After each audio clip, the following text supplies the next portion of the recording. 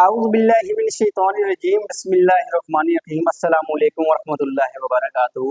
Welcome to Malik education academy. So students of 10th class, आज का जो हमारा टॉपिक है वो है शॉर्ट्स की तैयारी कि शॉर्ट्स कैसे तैयार होते हैं। लैब में हमने कोई शॉर्ट तैयार करना है तो उसके लिए हम कौन सा मेथड इस्तेमाल करते हैं। तो सबसे पहले हम general methods for the preparation of shorts में देखेंगे कि शॉर्ट्स किस तरीके से तैयार होते हैं। तो बेटा शॉर्ट्स जो होते हैं वो दो तरह के होते हैं। एक होते हैं वाटर सॉल्युबल और दूसरे होते हैं वाटर इनसॉल्युबल। अब वाटर सॉल्युबल को तैयार करने के अलग मेथड है, वाटर इनसॉल्युबल को तैयार करने के भी अलग मेथड है।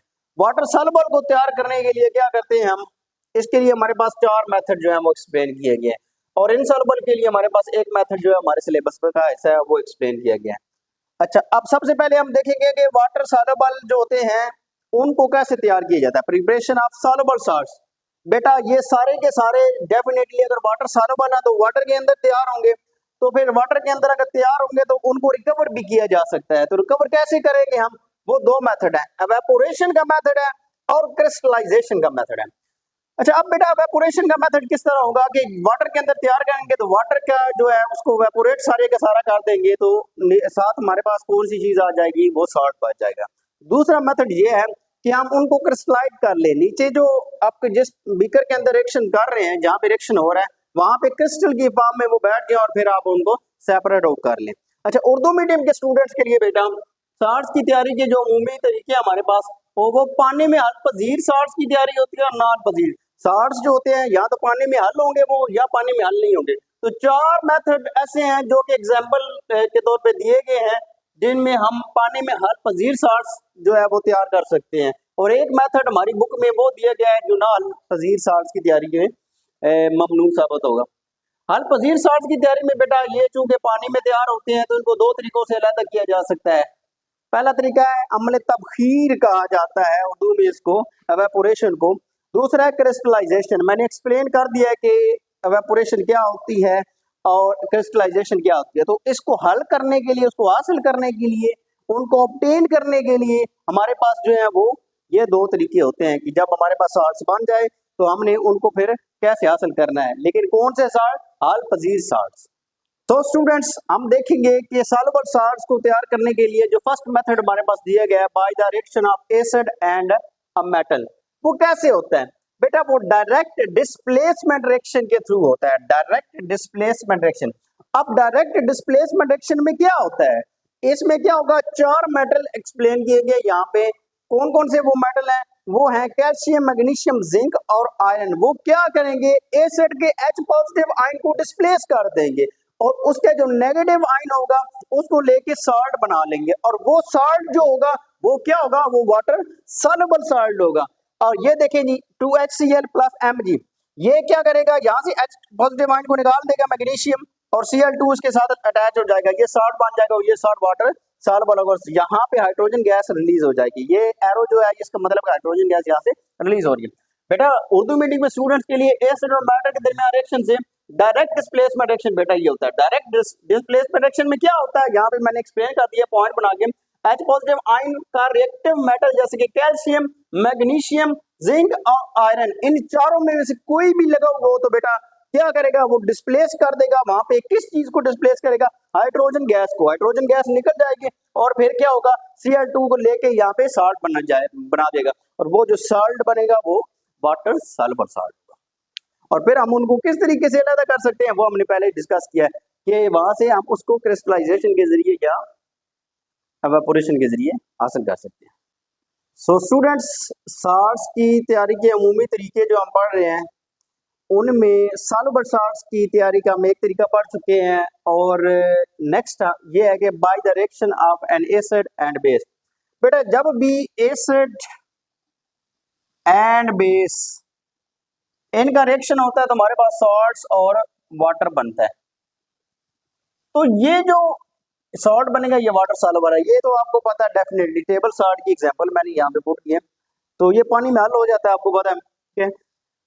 The third one is by the reaction of N acid and metallic oxide. ये एसिड है हमारे पास ये क्या है, मेटालिक ऑक्साइड है। मेटल के साथ ऑक्सीजन जब लगी होती है तो मेटालिक ऑक्साइड होता है।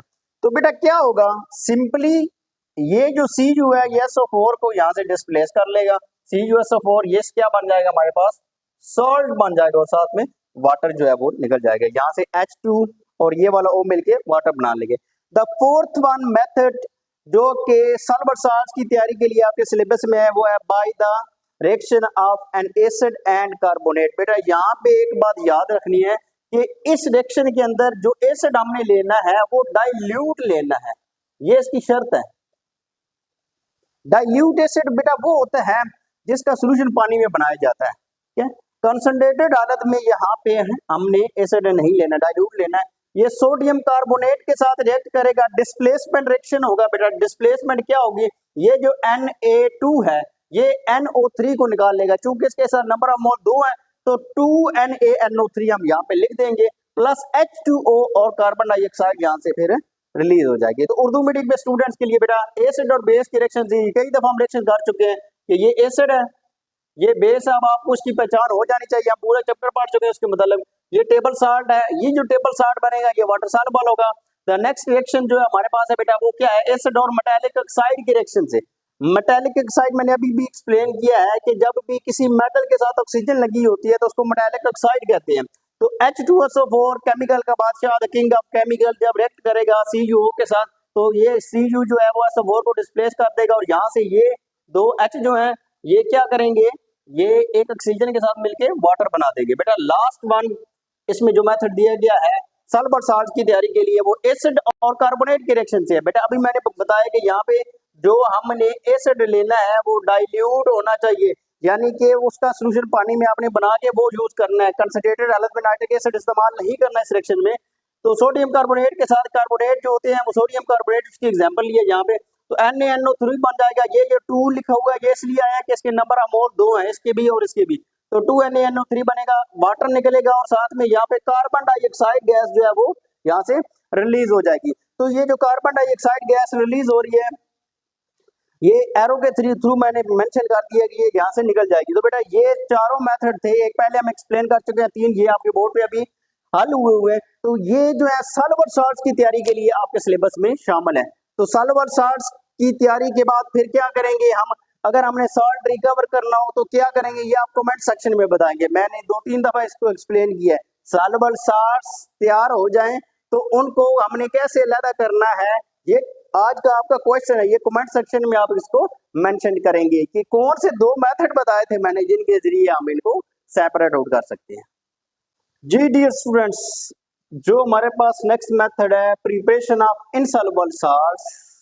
इनसॉल्युबल साल्ट्स को कैसे तैयार किया जाता है उसको हम आज पढ़ते हैं। Here solution of soluble salts are mixed, exchange of ionic radical, 2 new salts formed, one is soluble, other is not, precipitates and soluble। बेटा सबसे पहले क्या किया जाता है, 2 सॉल्यूशन लिए जाते हैं साल्ट्स के जो कि सॉल्युबल होते हैं, उन दोनों को मिक्स्ड कर लिया जाता है। जब हम उनको मिक्स करेंगे तो एक्सचेंज ऑफ आयनिक रेडिकल होगा, यानी कि कैटायन एनायन एक्सचेंज होंगे। वो जो डेफिनेटली साल्ट बनाने के लिए होता है कि एक साइड से पॉजिटिव आयन आएगा, दूसरी साइड दूसरे का नेगेटिव आयन होगा तो नया साल्ट बनेगा। तो दोनों के जो होंगे पॉजिटिव और नेगेटिव आयन की एक्सचेंज होगी और 2 नए साल्ट बनेंगे हमारे पास। और वो जो 2 नए साल्ट बनेंगे बेटा वो क्या होंगे, उनमें एक इनसॉल्युबल होगा एक सॉल्युबल होगा, और वो जो इनसॉल्युबल होगा उसको सॉल्टिफाई कर लेंगे, आप प्रेसिपिटेट उनके बना लेंगे। तो एग्जांपल देखते हैं बेटा, AgNO3 सिल्वर नाइट्रेट, ये भी सॉल्युबल है ये भी सॉल्युबल है, लेकिन जब ये इनका एक्सचेंज होता है जैसे कि Na जो है वो NO3 के साथ रिएक्ट कर जाता है और AgCl के साथ, तो AgCl जो है वो इनसॉल्युबल होगा बेटा, इनसॉल्युबल होगा। ये जिसके नीचे एस लिखा हुआ है ना वो इनसॉल्युबल है, इधर ये इनसॉल्युबल होगा और इधर ऊपर ये इनसॉल्युबल और ये सॉल्युबल होगा। इसको हम सॉल्टिफाई कर लेंगे, प्रेसिपिटेट के थ्रू निकाल लेंगे। इधर Na2CO3 + CuSO4 तो ये इनसॉल्युबल हो जाएगा और ये सॉल्युबल होगा और वो एक्वस मीडियम में ही रहेगा।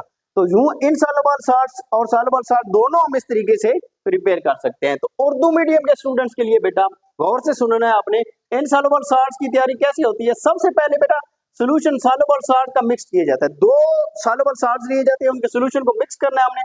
आयनिक रेडिकल की तब्दीली होती है, अभी मैंने बताया कि आयनिक रेडिकल की तब्दीली कैसे होती है कि एक का कैटाइन दूसरे के एनाइन के साथ, दूसरे का एनाइन पहले के कैटाइन के साथ मिल जाता है, तो दो नए साल्ट मजीद बनते हैं। लेकिन यहाँ पे बनने वाले दोनों जो साल्ट होते हैं उनमें से एक सॉल्युबल होता है वाटर में और एक इनसॉल्युबल होता है। तो यूं आप देख लें AgNO3 NaCl, ये AgCl जो है ये अभी मैंने एक्सप्लेन किया है, ये वाला और ये वाला ये इनसॉल्युबल होगा और ये सॉल्युबल आगे आगे हमारे पास तैयार हो जाएंगे। तो यूं इनको प्रेसिपिटेट इनके बन जाएंगे, ठोस हालत में हम इनको अलग कर लेंगे और हमारे पास इनसॉल्युबल साथ जो होगा वो तैयार हो जाएगा। तो बेटा मैंने पूरी कोशिश की है कि आपको ये कॉन्सेप्ट, इसमें क्वेश्चंस थी बहुत ज्यादा, आपको ये समझ आ जाए सॉल्ट्स कैसे तैयार होते हैं। हम सॉल्ट्स के बारे में पढ़ रहे हैं तो सॉल्ट्स की तैयारी बहुत जरूरी थी। जनरल प्रॉपर्टीज हम जो है ना वो इसके बाद हम डिस्कस करेंगे कि क्या होती हैं, लेकिन इनकी तैयारी जो थी वो किस तरह होती है ये बहुत अहम टॉपिक है।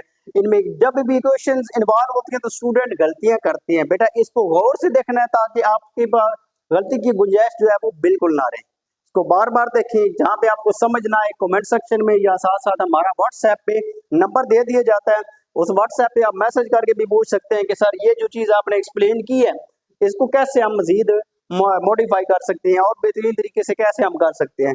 तो आपको इंशाल्लाह फौरन उसका रिप्लाई जो है वो वॉइस फॉर्म में भी मिल जाएगा। तो आप हमसे कांटेक्ट कर सकते हैं अगर आपको कोई चीज़ समझ ना आए। अगर समझ आ रही है तो इस चैनल पे आएँ और इस चैनल को दूसरों तक भी पहुंचाएं ताकि बाकी लोग जो हैं वो भी इसको समझ सकें और इससे फ़ायदा उठा सकें। तो आपके सुनने का बहुत शुक्रिया।